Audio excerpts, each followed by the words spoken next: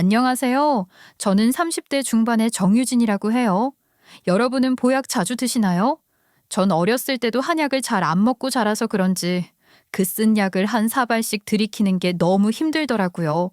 그래도 몸에 좋은 거라고 하면 먹게 되는 모양입니다. 게다가 시모가 특별히 지어주신 비싼 보약이라면 더더욱 먹어야겠죠. 감사하는 마음으로 말입니다.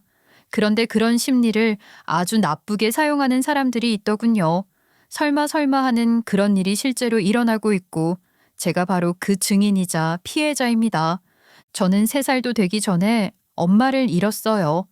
제 기억에는 없지만 제가 엄마 품에 안겨 있는 사진들이 남아있는 게 몇 장 있거든요.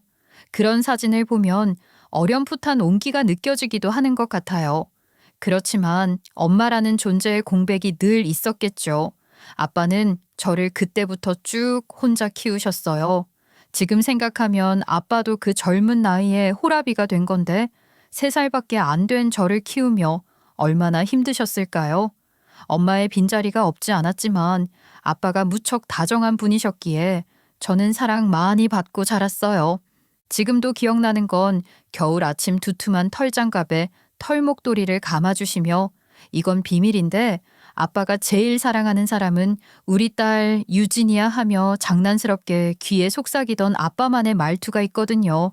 아빠는 늘 제가 벗어놓은 양말까지 일일이 손수 빨아주셨어요. 설거지도 청소도 물론이고 동화책도 얼마나 잘 읽어주셨는지 몰라요. 그런 아빠 덕분에 저는 많이 웃으며 밝은 아이로 자랄 수 있었습니다. 그렇긴 했지만 조금씩 커갈수록 엄마의 존재에 대해 아쉬움을 느끼긴 했던 것 같아요. 특히 유치원에서 다른 아이들이 엄마랑 같이 있는 걸 볼 때면 나는 왜 엄마가 없나 하는 생각을 하게 됐던 거죠. 아빠가 방에서 신문을 보고 있을 때 제가 슬그머니 다가가 아빠 다리 위에 앉으면 아빠는 신문을 덮고 제 머리를 쓰다듬어 주시곤 했는데 그때 제가 아빠에게 물어봤었어요. 아빠, 나는 왜 엄마가 없어? 유치원 친구들은 다 엄마 손잡고 오는데 나는 엄마 없잖아. 엄마는 내가 안 예뻤대? 그럴 리가. 엄마는 세상에서 우리 유진이를 제일 사랑했어. 그러니까 세상에서 제일 힘든 일도 했지. 세상에서 제일 힘든 일? 그게 뭔데? 바로 우리 유진이를 낳는 일이지. 그게 뭐야. 다른 엄마들도 다 하는 거잖아. 그렇지만 다른 엄마들도 다 하는 일이라고 해서 당연한 건 아니야. 엄마는 특별히 힘든 상황에서 널 낳았거든. 널 만나기 위해서 정말 온 힘을 다했어. 그리고 엄마가 나를 낳다가 아파진 거야? 나 때문에? 유진이 그건 네 잘못이 아니야. 절대로. 전혀 아니야. 엄마가 널 얼마나 간절히 기다리고 원했는지를 보여주는 거야. 그래도 결국은 나 때문에 엄마가 아파진 거구나. 내가 안 태어났더라면 엄마는 안 죽었을 수도 있는 거고. 맞지? 그렁그렁 눈물이 가득 고인 저를 측은한 듯 바라보던 아빠는 제 손을 꼭 잡아주셨어요. 그때 아빠 손이 얼마나 따뜻했는지 몰라요.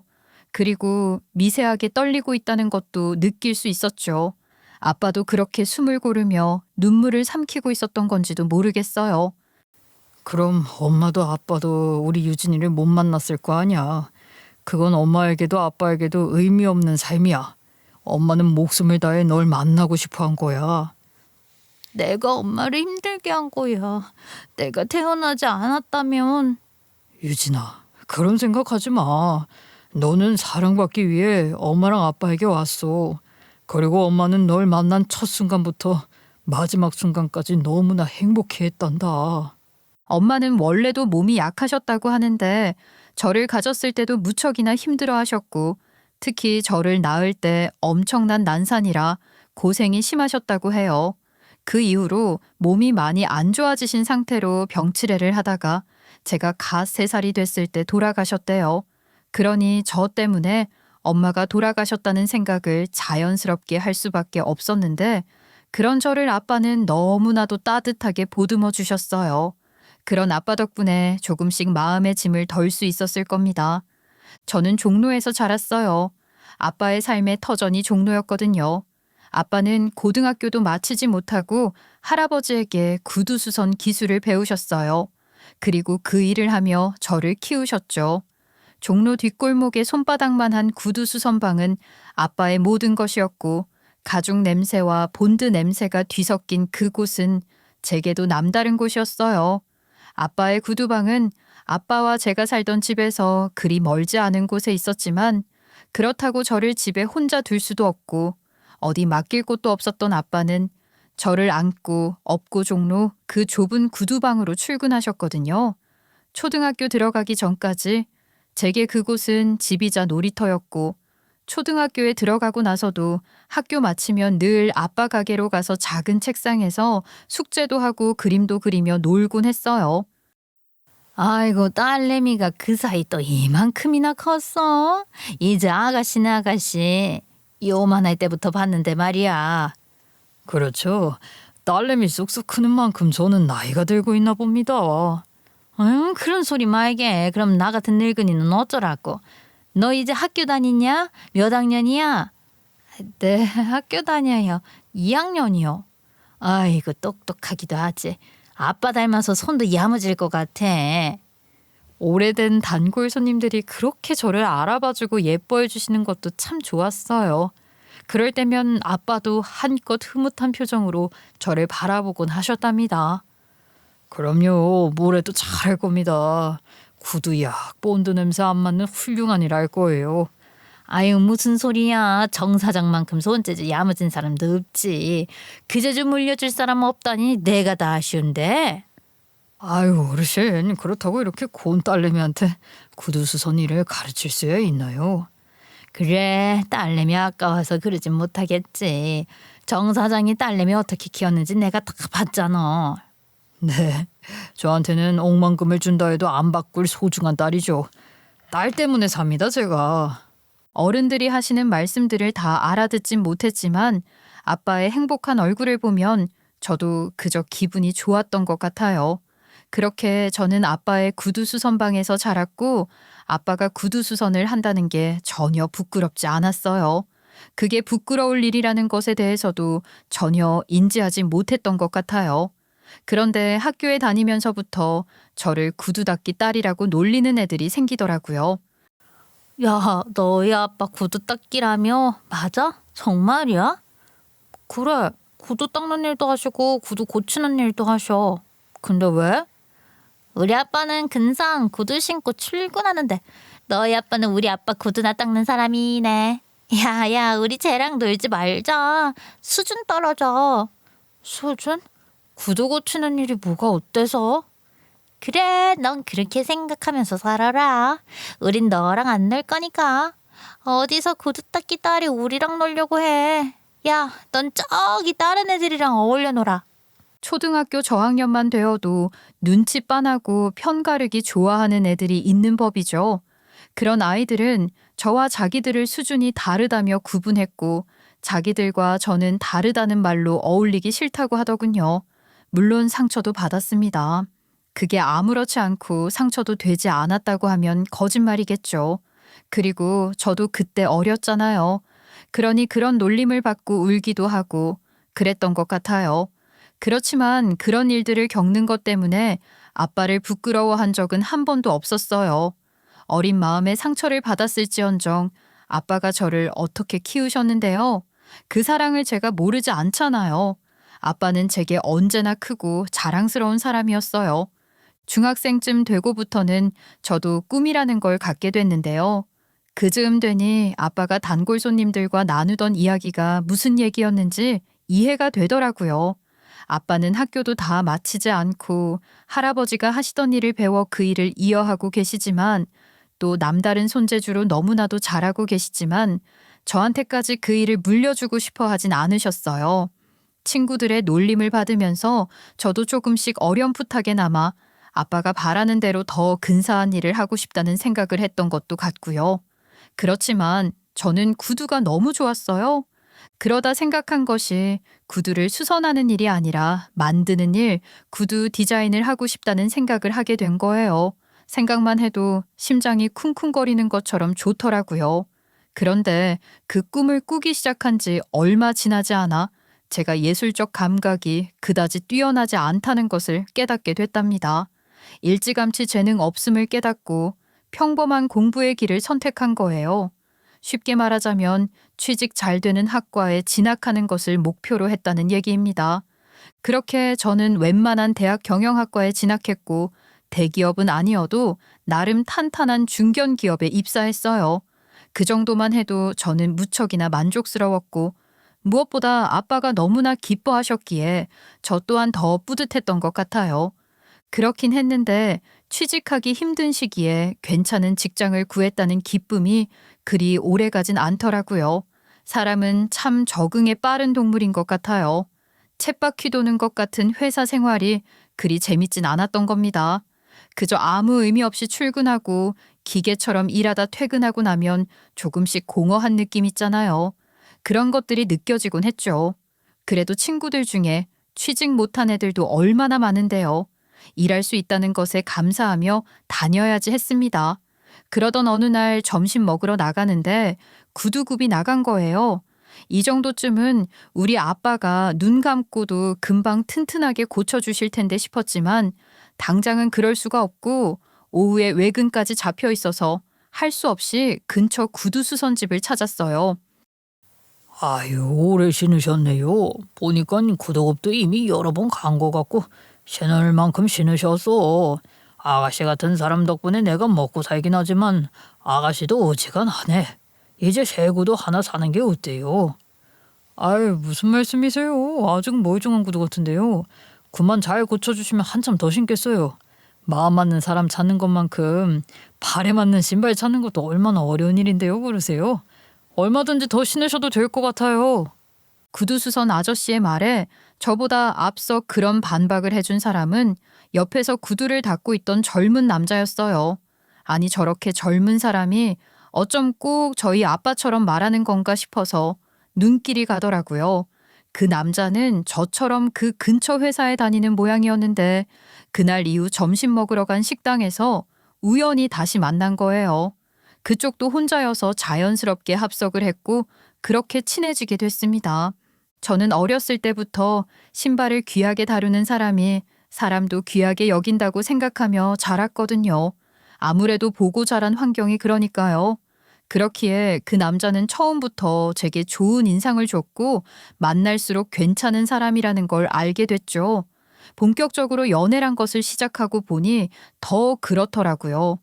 연애를 시작하기 전에 저는 저희 아빠가 하는 일에 대해서 그 사람에게 얘기를 했는데 의외로 너무 반가워하며 좋아하는 거예요. 확실히 구두를 귀하게 여기는 사람이라 그런 것 같았어요. 사귀고 얼마 지나지 않아 종로 데이트를 하다가 문득 저희 아빠에게 인사를 드리고 싶다고 해서 아빠에게 말씀도 안 드리고 불쑥 데려가기도 했었는데 그때 아빠도 너무 좋아하시면서 참 괜찮은 청년 같다고 하셨어요. 아빠도 그 사람을 좋게 봐주시니 더욱 신뢰가 갔던 것 같아요. 그렇게 마음을 키워간 끝에 결혼 약속까지 하게 됐고 그제야 시모를 처음 뵙고 인사드릴 기회를 갖게 됐습니다. 시부는 무척 바쁘신 분이라고 하셔서 시모만 먼저 뵙기로 했거든요. 설레기도 하고 떨리는 마음으로 인사를 드리러 나갔는데 시모는 제가 영 맘에 안 드시는 모양이더라고요. 그럴지도 모른다는 생각은 안 한 건 아니지만 너무 대놓고 싫은 내색을 하셨어요. 안녕하세요. 처음 뵙겠습니다. 정유진이라고 합니다. 말씀 많이 들었어요. 그래요? 아유, 우리 아들이 내 얘기를 많이 하던가요? 네, 듣던 대로 참 고우세요. 분위기도 좋으시고요. 아, 그리고 말씀 편하게 해주세요, 어머니. 아유, 그러니까 그럼. 나는 유진 씨에 대해서 별로 들은 게 없어요.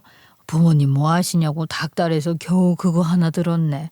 어머니는 안 계시고 아버지는 구두 수선 뭐 그런 일을 하신다면서요. 구두 수선, 그런 일. 그 짧은 한마디로 많은 것들이 전해졌죠. 말의 뉘앙스와 시모의 표정까지 더해져서 순간 저는 저를 구두 닦기 딸이라고 놀리던 초등학교 시절 못된 아이들의 웃음소리가 떠올려지는 것 같았습니다. 시모는 교양 있는 자세를 유지하며 우아하게 찻잔을 들어 올리며 아주 찰진 조롱을 하고 있었거든요. 저는 숨을 고르며 최대한 부드럽게 얘기하려고 노력하며 대답했어요. 네, 아버지는 종로에서 구두수선 일을 오래 하셨어요. 할아버지도 그 일을 하셨거든요. 그런 것도 뭐 가업이라고 하나? 요즘도 그런 일을 하는 분이 있다는 게 놀랍긴 하네. 세상 좋아져도 손으로 일하는 사람들 보면 참. 시모는 차를 머금고 고개를 절레절레 젓기까지 하며 그러더군요. 그 모습을 보는데 따뜻한 찻잔을 들고 있는 제 손끝이 차가워지는 것 같았어요. 그래도 입가에 미소를 붙잡으려 애쓰는 바람에 경련이 일어날 것 같더라고요. 그때 남편, 당시엔 남자친구였던 그이가 다급하게 시모에게 말했어요. 엄마, 지금 시대가 어떤 시대인데 그런 말씀을 하세요. 기술이 있어야 하는 거죠, 기술이. 아버님 기술이 얼마나 좋은지 몰라. 정말 존경스러우신 분이셔. 내가 뭐라고 했니? 얘는 꼭 내가 뭘 잘못 말한 것처럼 그러는구나. 나는 그저 네가 그동안 어울렸던 애들과 너무 다른 애를 데려와서 결혼하겠다고 하니까 조금 놀랐을 뿐이야. 네, 어머니. 잘못 듣지 않았어요. 괜찮습니다. 어렸을 때 친구들이 하도 구두 닦기 딸이라고 놀리기도 하고 그런 적도 있었지만 전 그때나 지금이나 아버지 부끄러워하지 않거든요. 오히려 그런 일들을 겪으며 더 자랑스럽게 여기게 됐어요. 저는 회심의 한마디를 또박또박 시어머니 앞에서 내놓았는데 시어머니는 저를 한참 바라보더니 이내 시선을 피하시더라고요. 불편한 공기가 잠시 맴도는 것 같았지만 남편이 나서서 분위기 수습을 하려 했어요. 유진이도 그렇고 아버님도 그렇고 정말 진국이야, 엄마. 엄마도 겪어보면 알게 될걸? 내가 왜 우리 유진이한테 반했는지, 왜 유진이랑 결혼하려 하는지 말이야. 그래, 뭐 아직은 잘 모르겠다만 네가 얘한테 확실히 빠져있다는 건 알겠구나. 그래, 알겠어. 예쁘게 잘 만나는 모습 보여드리고 결혼해서도 행복하게 잘 사는 모습 보여드릴게요. 생각이 맞는 사람이라는 확신이 들어요. 시모는 허락도 환영도 아닌 태도를 보였지만 그래도 뭐 괜찮았어요. 저희 두 사람 생각이 워낙 확고했으니까요. 결혼이라는 게 지방 안의 만남이라곤 하지만 시댁에 들어가서 살 것도 아니고 시모가 저를 못마땅하게 여긴다고 해서 결혼이 안 될 것도 아니었으니 남편 말처럼 시간이 지나면 시모도 저의 진심과 진가를 알아봐 주시리라 생각하는 수밖에요. 그런데 저를 못마땅해 하는 것과 별개로, 아니 어쩌면 그 연장선에서 하는 이야기였을지도 모르지만 시모가 계속 시모 친구 딸이라는 여자 얘기를 하시는데 그게 좀 거슬리긴 했었죠. 아들, 너 미라랑 최근에 언제 연락했어? 걔 이번에 승진한다더라. 미라? 내가 걔랑 연락을 왜 해? 몰라. 승진한대? 그게 나랑 무슨 상관이라고, 엄마도 참. 왜 너희들이 꽤 친했잖니? 어릴 땐 놀러도 자주 가고 너희들이 단짝이었는데 무슨 소리야? 미라 엄마랑 난 우리가 사돈 되는 줄 알았지. 엄만 정말 무슨 코올리게 쪽 이야기를 하고 그래요. 미라가 지금 왜 나와? 아무 상관도 없는 얘기는 그만하시고요. 아유, 왜 상관이 없어. 네가 결혼할 애 소개한다고 하니까 나는 자연스레 미라 생각이 나는 거지. 아유, 내가 이런 얘기하는 거 불편하니? 네? 아니에요. 이 사람 어린 시절 얘기 듣는 거 재밌고 좋아요. 거 봐라. 괜찮다는데 너는 괜히 그래. 미라 얘기 나오니까 부끄러워서 그래? 부끄러울 게 뭐가 있어. 별로 재밌지도 않고 중요하지도 않은 얘기를 하니까 그렇지. 왜? 너희들 첫 키스 상대잖아, 둘이 서로. 엄마 진짜 왜 그래요? 그게 무슨 첫 키스야. 유치원 다닐 때 뽀뽀. 그것도 무슨 그냥 애들 장난처럼 그런 거지. 솔직히 남편 말이 맞죠. 굳이 그 자리에서 하지 않아도 될 의미도 없는 사람 얘기를 계속 하시는 게 저도 좋지는 않았어요. 시모 친구 남편, 그러니까 그 미라라는 여자 아버지 집안이 엄청난 부자라는 걸 몇 번이나 강조하고 또 강조하시던데 제 귀에는 그러니까 한마디로 부잣집 잘난 자기 친구 딸을 며느리 삼고 싶었다는 얘기를 이리 돌리고 저리 돌리며 계속해서 하는 것으로밖에 안 들렸어요. 말끝마다 그 여자 얘기를 하는 겁니다. 겨우 다른 이야기로 돌려놓으면 어김없이 그 여자 이야기로 돌아가곤 하는 것이 기승전미라 화법인 거죠. 그렇게 마지막까지도 그 여자 이야기만 하다가 시모와의 첫 대면을 마쳤으니 남편과 단둘이 남았을 때도 그 여자 얘기를 안 할 수가 없지 않겠어요. 미라라는 여자랑 그렇게 친했어? 사귄 거야? 사귀긴 무슨, 엄마들끼리 친하니까 어릴 때 좀 자주 어울렸던 것뿐이지. 그게 다야. 그리고 걔는 대학 졸업하자마자 선 봐서 결혼했었는데 뭐. 뭐? 그럼 유부녀란 말이야? 근데 계속 그 여자 얘기만 하셨던 거라고? 아, 그리고는 뭐 한 1년 살았나? 무튼 금방 이혼했어.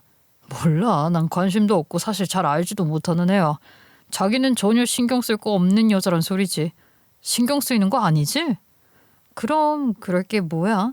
어머님이 하도 얘기를 하시니까 그냥 좀 궁금한 건 있지 뭐.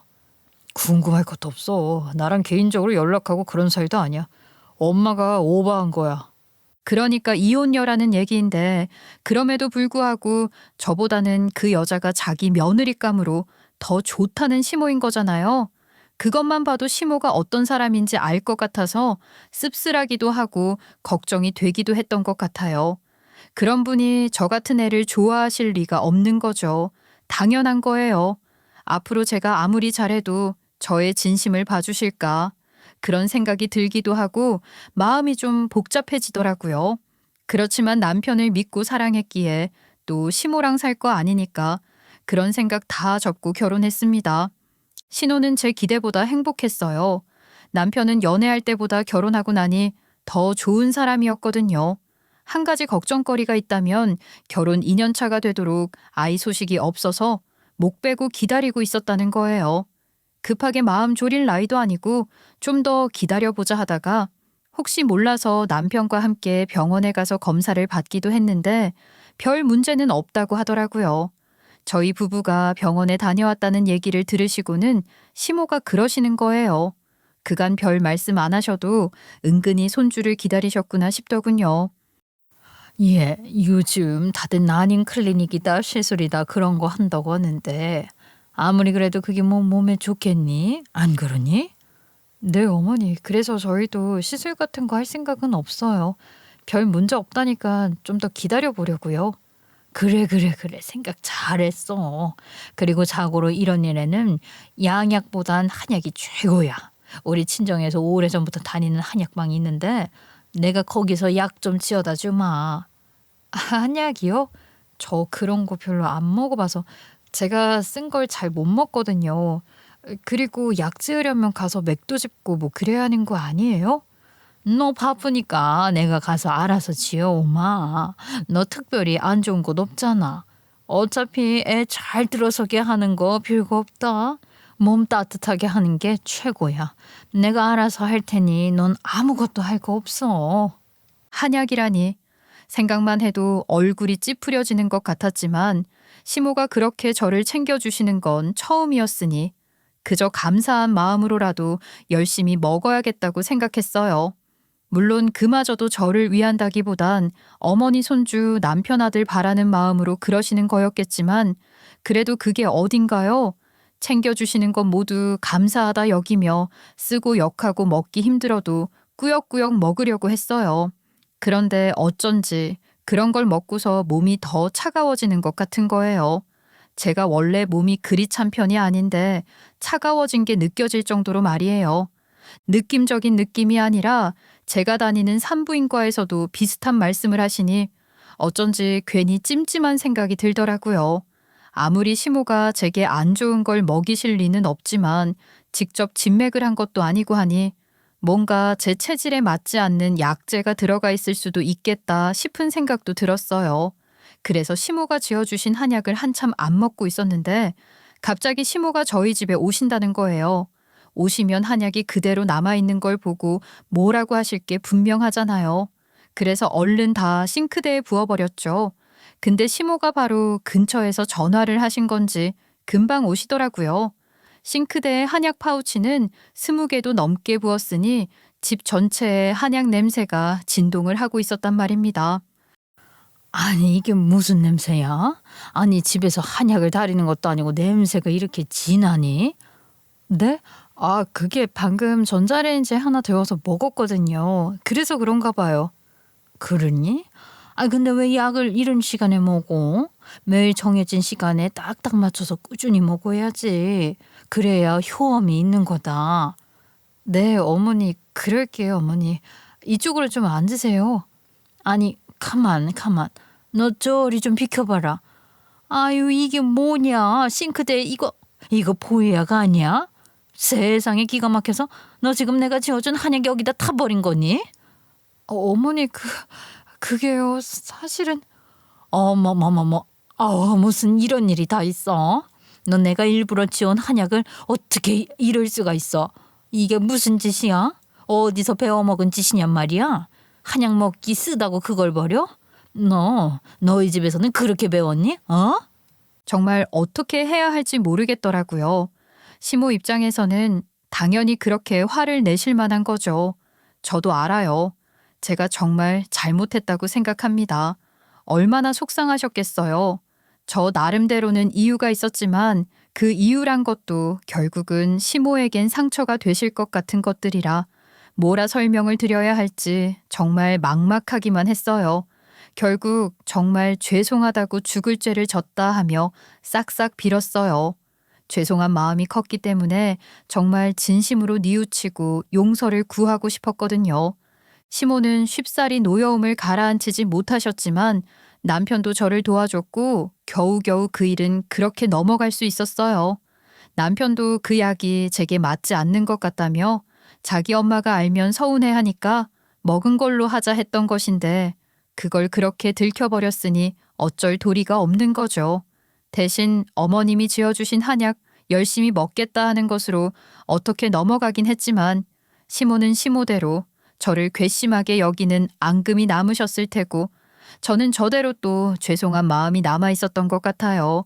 그렇게 애타게 기다리는 아이는 찾아오지 않고 뜻하지 않은 슬픔이 갑자기 찾아왔습니다.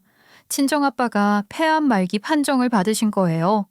평생 담배는 입에도 안 대셨던 분인데 오래된 단골분들 중 골초가 많으셔서 그런가 싶기도 하고 슬픔을 가누기가 힘들었어요. 그런데 그때 시모는 저희 아빠 얘기를 듣고도 별로 안타까워하는 기색도 없이 그러시더라고요. 그런 상황에서도 한약도 함부로 쓰면 안 된다. 괜히 약 잘못 썼다가 돌아가시는 순간까지 더더 고통스러울 수도 있어. 평소 한약이면 뭐든지 다 되는 줄 아는 한약 신봉자인 시모. 어릴 때부터 집안이 그랬다고 하니 모든 상황에서 한약 얘기를 하는 건 알겠어요. 그렇다고 생각할 수 있죠. 그렇지만 제가 언제 시모한테 저희 아빠 한약 지어달라고 했나요? 그런 것도 아닌데 괜한 말씀을 하시는 게 정말 야속하기만 했습니다. 제가 시모에게 죄송한 마음을 갖고 있었긴 했지만 그건 그거고 서운한 건 서운한 거죠. 저희 아빠는 폐암 말기 판정을 받고 3개월을 차에 넘기지 못하고 돌아가셨어요. 아빠가 돌아가시기 직전에 제가 임신 사실을 알게 됐거든요. 그 덕분에 그나마 아빠도 잠시나마 그 기쁨을 함께 나누고 돌아가셨습니다. 제가 낳은 아이를 한번 안아보기라도 하셨으면 얼마나 좋았을까요? 장례 치르는 내내 마음이 너무 아팠어요. 오랜만에 엄마 만나서 더 아프지도 않고 힘들지도 않고 행복하게 지내실 거라고 생각을 하면서도 당장은 제 곁을 떠난 아빠 생각에 슬프기만 했던 것 같아요. 그런 저를 남편은 계속해서 위로하고 살펴줬답니다. 특히 제가 임신 초기였으니 더 신경이 쓰여 어쩔 줄 몰라 하는 게 보이더라고요. 그 마음이 고맙기도 하고 남편 생각해서라도 제가 정신 차리고 마음 가다듬어 아빠 마지막 가시는 길 잘 보내드리려고 힘을 냈죠. 향냄새가 가득한 가운데 조문객들 발걸음도 조심스러웠던 것 같아요. 워낙 건강하셨던 아빠가 갑자기 돌아가신 것이고 아직 연세도 그리 많지도 않으시니 슬픔이 사람들을 말없이 조용하게 만들더라고요. 오래 서 있는 것도 힘들었지만 그렇게 와주셔서 함께 슬퍼해 주시는 분들께 예의를 갖추기 위해 힘을 냈습니다. 그때 익숙한 향수 냄새를 풍기며 시모가 들어오시는 거예요. 어머니, 와주셔서 감사합니다. 제가 먼저 시어머니에게 인사를 드렸지만 시어머니는 제게 눈길 한번 주지 않고 고개만 살짝 끄덕이는 둥 마는 둥 하시더니 옆에 있는 남편에게 시선을 돌리시더군요. 너는 어디 아픈 데 없어? 아이고 얼굴이 거칠하다. 얘 너 잠도 제대로 못 잔 거 아니야? 가뜩이나 요즘 회사 일도 바빴는데 아이고 참 힘들어서 어떡하니? 내가 무슨 난 아무렇지도 않아요. 이 사람이 힘들지. 가뜩이나 임신 초기라 조심해야 할 텐데. 임신 초기 아니라 더 심한 거라도 제 아버지 돌아가셨는데 그럼 하나뿐인 딸이 돼서 빈소 지키는 거 당연한 거 아니니? 아이고 별소리를 다 듣겠네. 시모는 그렇게 잠깐 다녀가면서도 제 몸 챙기는 인사 같은 것도 할 줄 몰랐고 남편이 그렇게 말을 하는데도 그런 식으로 대꾸를 하는 겁니다. 어쩜 저럴까요? 아무리 그래도 내가 당신 며느리이고 당신 손주까지 임신한 상태인데 말이에요. 그리고 다 떠나서 아버지 잃고 상중인 사람에게 따뜻한 말 한마디 정도는 건네야 하는 거 아니냐고요? 정말 너무 서운했어요. 목구멍까지 차오르는 서러운 말들도 있었지만 꿀꺽 삼키고 말았습니다. 원래 그런 분 아니냐 기대하지 말자. 그렇게 생각하려고 했던 것 같아요. 시모를 위해서가 아니라 저 자신을 위해서 그렇게 생각하는 편이 나았으니까요. 어쩌면 시모도 표현을 잘 못하는 걸지 모른다. 그러니 너무 상처받지 말자고 그런 생각도 했습니다. 제가 지켜야 하는 건 아빠를 잘 보내드리는 것 그리고 뱃속의 아이라고 생각하니 시모가 그러는 것쯤이야 별것 아니라고 생각할 수 있었어요. 저도 이제 시모가 어떤 사람인지 정도는 알고 있었으니까요. 그렇게 장례를 치르고 났는데 깜짝 놀랄 일이 생겼어요. 아빠가 제게 남긴 생각지도 못한 유산이 있었거든요. 무려 50억짜리 건물이었습니다. 원래부터 아빠가 종로와 을지로 등지에 오래된 상가를 하나씩 사모았다는 걸 알고는 있었죠. 오래된 세입자들이랑 계약을 그대로 유지하며 조용히 임대료 조금씩 받고 계시다는 것 정도로 말이에요. 막연히 나중에 내가 물려받게 되더라도 아빠가 하시는 것처럼 그렇게 해야겠다 생각했었는데 어느새 이런 건물까지 사셨던 건지 전혀 모르고 있었기에 너무 놀랐던 거예요. 그때 문득 아빠가 임종 가까우셨을 때 제게 하셨던 말씀이 생각났어요. 남에게 패 끼치지 말고 좋은 일 하면서 살라는 말씀이셨는데 그 말씀에 이렇게 깊은 뜻이 있었던 건가 봅니다. 남편도 저도 너무 놀라고 당혹스럽기도 했지만 아빠가 저희에게 남겨주신 그 재산의 의미를 되새기며 아빠가 바라시는 대로 좋은 일 하면서 살자는 다짐을 나누기도 했어요. 아직도 얼떨떨하기만 한 일입니다. 시모도 당연히 아빠의 유산에 대해서 알게 되셨죠. 그런데 이후로 태도가 돌변하시더라고요.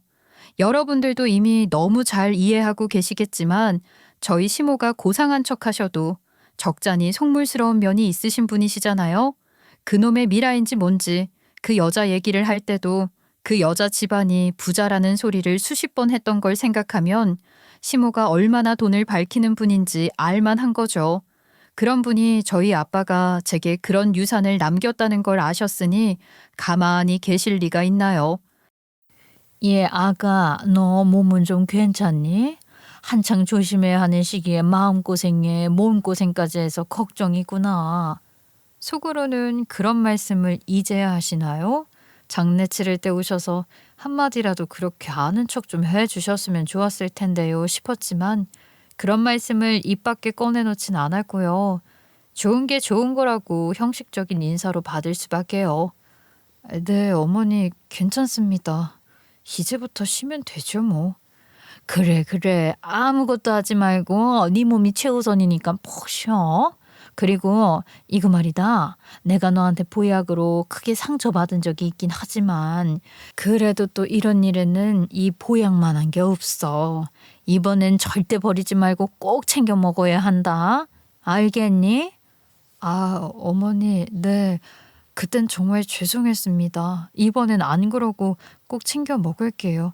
감사합니다. 꼭 그렇게 제가 잘못했던 걸 꼬집지 않으셔도 여전히 그 일에 대해서만큼은 저도 죄송한 마음이 컸기 때문에 긴 말이 아니라 이번에는 정말 시어머니가 지어오신 걸 감사하는 마음으로 먹어야겠다는 생각이 들긴 했습니다. 그건 진심이에요. 이게 그냥 흔해 빠진 보약이 아니야. 내가 가는 한약방에 특별히 부탁해서 온갖 좋다는 귀한 약재 다 넣어서 정성으로 달인 거야. 이게 얼마짜린 줄 알아? 무려 500만 원이 넘는 거야. 500이요? 아이고 50도 아니고 500이요? 보약이 그렇게 비싼 것도 있어요. 그럼 약재 귀한 거 쓰면 그 값이 문제겠니? 내가 굳이 가격까지 밝히는 건 조금 생색내려는 게 아니라 그만큼 귀한 거니까 꼭 먹으라고 하는 말이다. 너 무슨 말인지 알지? 네, 어머니. 근데 정말 너무 비싸네요. 저 때문에 무리하신 거 아니세요? 아유, 예. 그런 소리 마라. 내 며느리 내가 챙겨야지 누가 챙기니? 이제 바깥 사돈도 안 계신데 내가 더 잘 챙겨야 하지 않겠어? 네, 어머니. 마음 써주셔서 감사합니다. 그래, 너도 바깥 사돈 생각해서라도 얼른 기운 차려라. 네가 힘을 내야 하늘에서도 흐뭇하게 보실 거 아니니? 아무리 그래도 무슨 한약에 500만 원이나 쓰나 싶어서 기가 막히긴 하더군요. 그렇게 비싼 한약이 있다는 것도 몰랐지만 그 돈 주고 그걸 왜 짓나 싶은 생각이 제일 먼저 들었죠. 그리고 시모가 아무리 입에 발린 말을 하며 다정한 척을 해도 장례식에서 보인 그 싸늘한 모습이 시모의 진짜 모습이란 걸 저는 너무 잘 알고 있잖아요. 저희 아버지가 엄청난 유산을 남기셨다고 하니 이제 와서 제게 이러는 건가 싶은 반발심도 솔직히 생겼던 것 같아요. 소위 말하는 진정성이라는 게 전혀 느껴지지 않았거든요. 시모는 제 한약과 함께 남편 것도 같이 지어왔는데 그건 30만 원도 안 하는 거라며 제 건 진짜 공 많이 들인 거라고 몇 번이나 강조 또 강조하며 때 놓치지 말고 꼬박꼬박 먹으라고 하던데 진정성도 안 느껴지고 제가 딱히 보약을 좋아하지도 않지만 돈 아까워서라도 먹어야겠다 싶을 정도였어요. 물론 지난번 사건도 있고 하니 시모의 진정성과는 별개로 죄송한 마음도 여전히 없지 않았고 말이에요. 그래서 코를 틀어막고서라도 먹을 작정이었습니다. 그런데 저녁 먹고 난 시간쯤 시모가 또 전화까지 하신 거예요. 저녁은 맛있게 먹었니? 잊어버리지 말고 보약 챙겨 먹으란 말하려고 내가 전화했어. 네, 어머니 안 잊고 있어요. 잘 챙겨 먹을게요. 그리고 옆에 내 아들도 같이 있지? 스피커폰으로 좀 바꿔보렴. 아들, 보약 그거 진짜 귀하고 좋은 거니까 꼭 챙겨 먹어야 해. 알겠니? 네가 좀 챙겨라, 어? 알았어요, 엄마. 그럴게요. 걱정 마세요. 고맙습니다. 너 그거 얼마짜리란 거 들었어? 한 방울도 남기지 말고 아주 탈탈 털어서 다 마시게 해야 해. 알지? 아유, 알았다니까요, 엄마. 걱정 마세요. 제 차 3차 또 확인하고 강조하고 그러는 게 이상하다 싶을 정도인 거예요. 그렇게까지 벌벌 떨 거면 500만 원이나 들여서 짓지를 말지 싶은 생각이 들기도 했다가 문득 뭔가 좀 수상하다 싶은 겁니다. 아무리 그래도 이렇게까지 해서 제게 한약을 꼭 먹이려고 하는 게 좀 그렇잖아요. 그러면서 잊고 있었던 게 생각났죠. 죄송한 마음에 묻혀 날아가 버리긴 했으나 사실 그때 제가 시모가 지어주신 약을 먹지 않고 버린 건 그 약이 제게 잘 맞지 않는다고 느꼈기 때문이었잖아요. 설마 그럴 리는 없겠지만 자꾸만 깨름칙한 생각이 드는 거예요. 장례식 때 시모가 제게 보인 태도를 떠올리면 더더욱 그런 의심이 강해지는 것 같았어요. 결국 저는 혹시 모른다는 생각에 남편 한약과 제 한약을 바꿔서 남편에게 제 한약을 먹이게 된 겁니다. 뭘 굳이 그렇게까지 하냐고요. 그냥 먹은 척하고 버리거나 아니면 저도 남편 것을 뜯어서 먹거나 그래도 됐지 않냐 하실 것 같아서 말씀을 좀 드릴게요. 저도 그럴 생각이었죠. 그런데 시모가 그렇게 남편에게 일부러 제 한약 챙기라고 신신당부까지 했으니 꼼짝없이 남편과 나란히 한약을 먹고 시모에게 인증샷이라도 찍어보내야 할 판이었어요.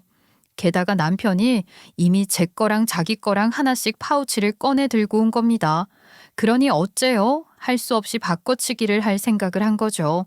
그런데 그 일이 이렇게 큰 파장을 몰고 올 줄은 정말 몰랐습니다. 나란히 한약을 나눠 먹은 지 2시간쯤 지났을까요? 남편이 갑자기 가슴을 부여잡고 쓰러지는 바람에 너무 놀라서 한밤중에 급하게 구급차를 불러 응급실에 가야 했어요. 병원에 도착해서 한동안은 정말 정신이 하나도 없었습니다. 무슨 큰일이 나는 건 아닌지 마음을 얼마나 졸였는지 몰라요. 남편 상태가 그 정도로 안 좋았고 긴박하게 움직이는 의료진들의 모습도 심상찮았거든요. 그 모습을 보며 저 역시 안절부절 못했죠. 다행히 남편은 안정을 찾았고 그제야 의사 선생님이 제게 그러시더군요. 갑자기 쇼크를 일으켰다고요? 오늘 저녁에 특이한 사항이 여기 한약을 복용했다고 되어 있는데 그렇죠? 아마도 환자분이 복용 중인 약이 그 한약이랑 강하게 상충한 것 같아요. 급성 부정맥성 쇼크였습니다. 정말 큰일 날 뻔한 거예요. 정말요? 세상에, 지금은 괜찮아진 건가요? 일단 상태를 좀 봐야겠지만 우선 위험한 상황은 넘겼다고 할 수 있어요. 검사도 따로 하겠지만 복용했다는 한약 성분을 좀 알아야 하는데 들어간 약재를 말씀해 보세요. 시부도 그렇고 남편도 평소 고혈압이 좀 있어서 복용하는 약이 있었는데 최근 검진에서 경미한 심장 부정맥 진단을 받았거든요. 운동과 식단을 해야 한다고 하셨는데 당분간은 약도 추가 복용하는 게 좋겠다고 하셔서 그러고 있었습니다. 그중 베타 차단제 계열이 한약과 상충작용을 한 것 같다고 하시더라고요. 저는 시모에게 바로 전화를 걸었고 제 한약 성분을 여쭤봤죠. 어머니, 제 한약에 약재가 뭐뭐 들어갔는지 좀 알아야 하는데요. 어머니 알고 계세요? 아니면요, 그 한약방 연락처를 저한테 좀 주세요. 아닌 밤중에 홍두깨도 유분수지? 이 밤에 갑자기 그게 무슨 소리야?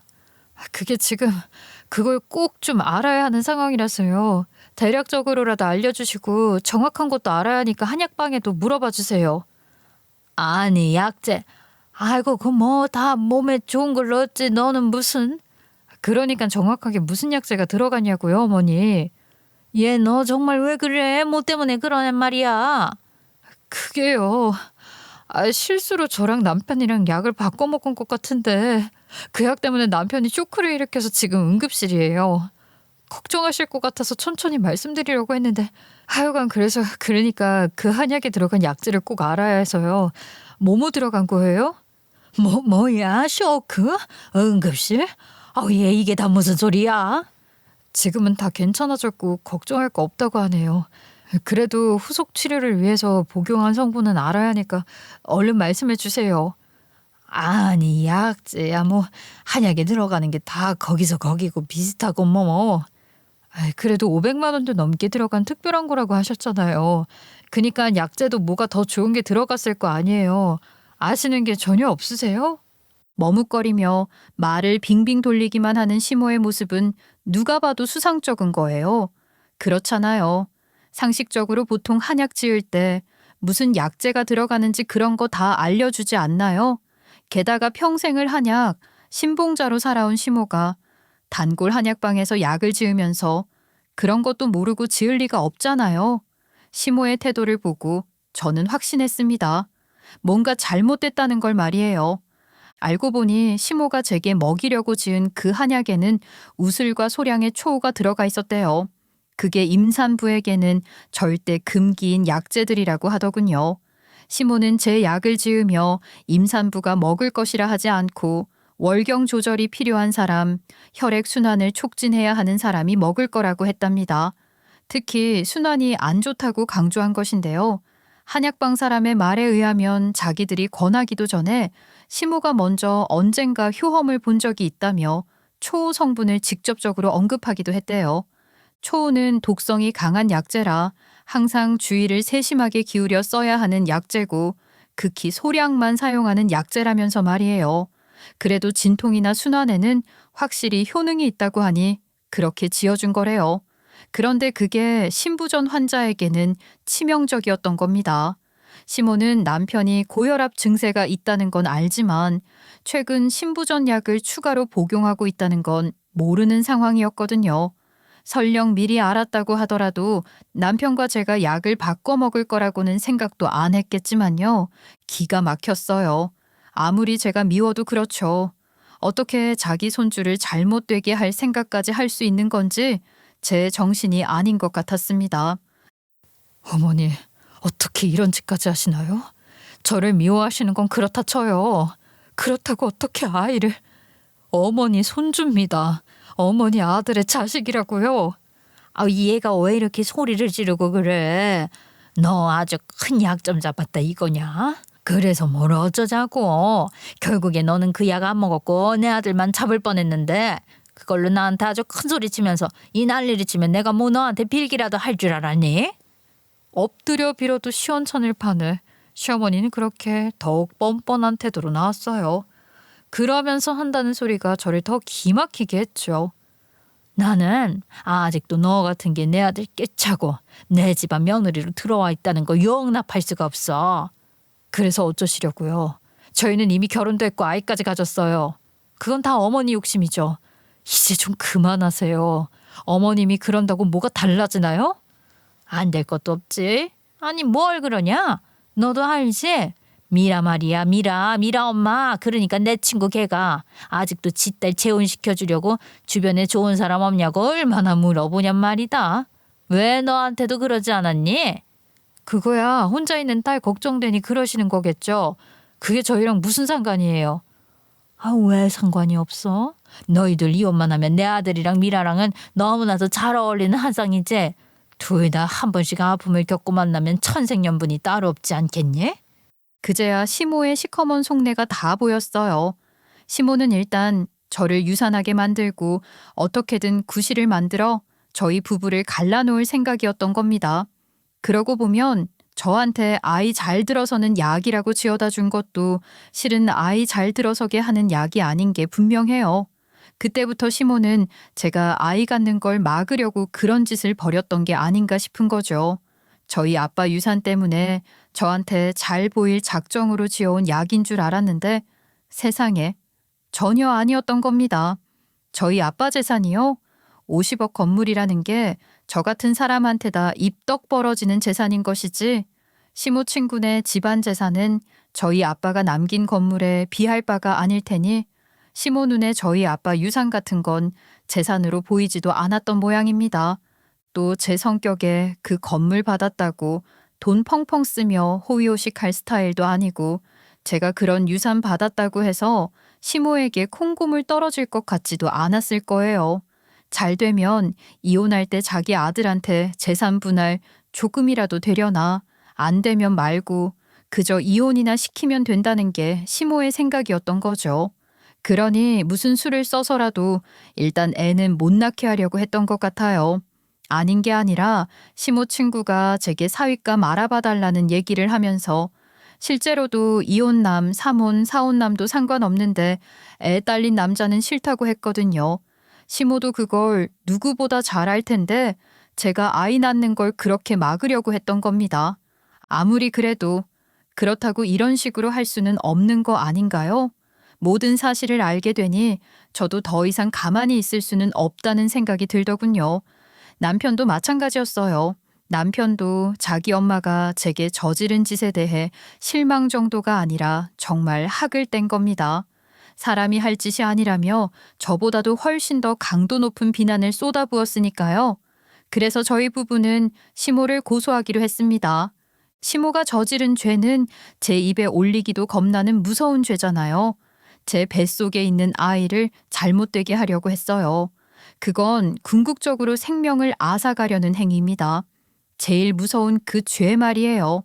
사실상 이 두 죄는 동일 행위로 간주된다고 하더라고요. 그럴 경우 더 무거운 죄, 즉 생명을 앗아가려 했던 그 죄에 흡수되어 처벌된다고 말이에요. 뭐가 됐던 저희는 시모의 처벌을 원한다고 했습니다. 그렇게 재판이 시작됐고 시모는 법정에서 어떤 태도를 보였을까요? 짐작이 되시나요? 저는 아무리 그래도 시모가 법정에서만큼은 거짓 눈물이라도 흘리며 죄를 뉘우치고 사죄를 하며 용서를 구할 줄 알았어요. 다 떠나서 그렇게 하는 것이 법적으로 유리하다고 하니까요. 그래야 어느 정도 형량을 줄일 수 있을 텐데 시모는 뻔뻔하게도 범행을 강력하게 부인하고 나서는 겁니다. 단골 한약방 사람들까지 구워 삶았는지 아니면 애초에 어떤 결탁을 한 것인지 증거인멸을 시도하기까지 했어요. 어이가 없는 거죠. 가만히 있어도, 아니 죄를 뉘우치고 용서를 빌어도 이미 저지른 죄가 적지 않은데 그 죄로 부족하다는 것인지 자꾸만 죄를 보태더라고요. 실제 증거인멸 시도는 시모가 이미 저지른 그 엄청나고 무서운 죄에 흡수되지 않는 개별 형량으로 간주되어 그에 대한 추가 고소 고발도 진행했습니다. 추가로 처벌될 가능성이 높다고 하더라고요. 사태가 불리하게 돌아간다 싶었는지 시모는 전략을 바꿔 이젠 뭘 어떻게 했는지 아세요? 정말 가지가지 한다더니 시모의 경우가 딱 그런 겁니다. 치매에 정신질환을 주장하고 나섰거든요. 시모 친구 남편 집안이 친척들까지도 다 의사, 대대로 의사인 집안이라고 하던데 그걸 믿고 그런 것 같아요. 그렇지만 시모 친구도 바보 아니잖아요. 사태 돌아가는 걸 보면 시모가 저지른 죄가 명백한데 그걸 왜 도와주겠어요? 오히려 단호하게 손절을 해버린 거죠. 결국 반성도 없이 범행을 부인하고 증거를 인멸하려 한 데다 정신질환 등을 주장해 법망을 빠져나갈 궁리만 한 것 등 괘씸죄까지 적용되어 검사나 변호사 모두 입을 모아 기존 유사 판례에 비해 형량이 세게 나올 거라고 하더라고요. 그제야 시모는 저와 남편에게 사과를 하며 도와달라고 매달리기 시작하는 겁니다. 아가, 내가 잘못했다. 내가 어리석었어. 내가 하나만 알고 둘은 몰랐지 뭐냐. 그런 친구 같지도 않은 애를 내가 친구라 믿고 사돈 되면 좋을 거라 생각했어. 내가 한참 잘못 알았지 뭐냐. 네, 그런 반성은 혼자서 하시고요.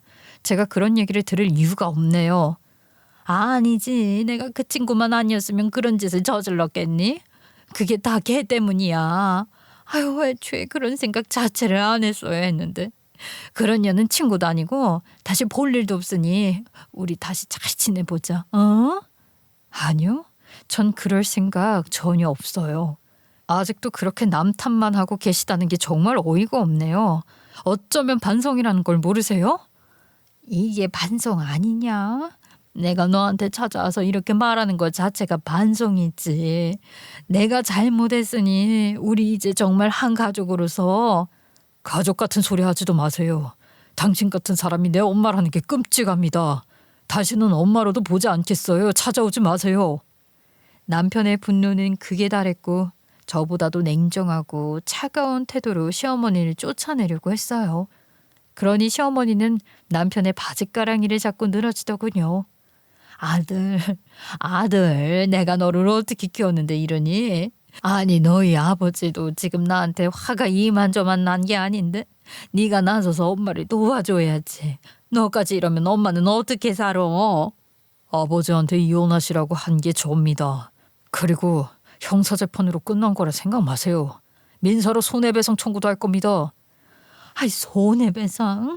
나더러 돈으로 몰아내란 소리야? 내가 돈이 어디 있다고 그래. 그건 내가 알 바 아니고 다시는 이렇게 찾아오지 마시라고요. 아시겠습니까? 남편은 시모에게 확실히 정을 뗀 것 같았어요. 시부도 시모의 행태에 경악하며 이혼 소송을 시작하셨죠. 시모는 도합 징역 4년의 판결을 받았습니다. 수감 중 이혼 소송과 민사 소송도 진행될 예정이에요. 시부와 산 세월이 있으니 시모의 죄에도 불구하고 재산 분할을 얼마쯤은 받을 거라고 하던데 그중 우리에게 손해배상도 해야 할 겁니다. 그리고 돈 있으면 뭐 합니까? 시모는 이미 친구들은 물론 지역사회, 동창 등 온갖 모임에서 따돌린 처지인걸요. 남은 인생 지은 죗값 치르고 반성하며 살길 바라네요. 그러지 않고 억울해 죽겠다고 하든 말든 더 이상 제가 상관할 일도 아니지만 말이에요. 힘든 일들 속에서도 뱃속 아이는 건강하게 잘 자라고 있어요. 저와 남편은 아이 낳아 잘 키우면서 저희 아빠 말씀대로 남에게 패 끼치지 않고 좋은 일하며 살고 싶어요. 저희 아이 또한 사람을 귀하게 여기는 사람으로 키우고 싶습니다. 시모 같은 괴물이 제 아이의 할머니 자리에 있지 않다는 게 다행스럽다는 생각을 새삼 하게 되네요. 여러분, 제가 겪은 이야기를 어떻게 들으셨나요? 저희 시모처럼 극단적으로 비뚤어진 사람이 이 세상에 그리 많진 않겠죠? 그러기를 바랍니다. 그런 사람이 많다는 건 너무 슬프잖아요. 제 아이가 살아갈 세상이 그 정도로 각박한 세상은 아니기를 바라는 마음이에요. 하여간 저희 시모 같은 사람들이 흔하진 않겠지만 그 정도는 아니어도 진정한 가치를 모르고 사람 귀한 줄 모르고 우습게 여기는 사람들은 적지 않은 것 같던데 그런 사람들에게 이 이야기를 들려주고 싶었어요. 진짜 소중한 게 뭔지 지금이라도 깨닫기를 바라니까요. 이렇게 제 이야기를 끝까지 들어주신 여러분들은 분명 사람 귀한 줄 아시는 분들이라 생각합니다. 우리 지금처럼 서로를 소중하게 여기며 행복하게 살아요. 제 이야기 이렇게 들어주셔서 정말 감사합니다.